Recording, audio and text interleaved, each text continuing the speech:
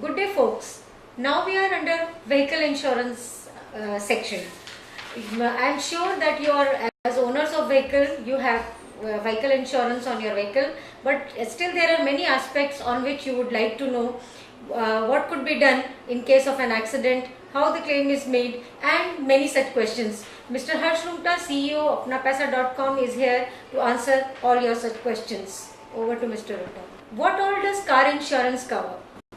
Well, car insurance basically covers two major things. One, it covers what is called as third party liability.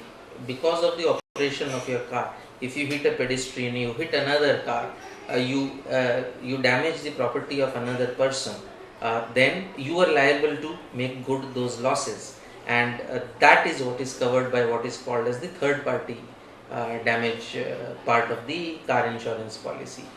The second part is what they call the own damage, which means if something happens to the car, if it is stolen or if it is involved in an accident that results in a partial loss or a total loss. In either of these cases, the own damage part of the policy will allow you to compensate for the loss that is caused. So, to summarize, two policies are combined in a car insurance. One is third party damage, which pays for the damage that you are required to reimburse to third parties such as other property owners, other car owners, pedestrians, etc., who might be affected in an accident.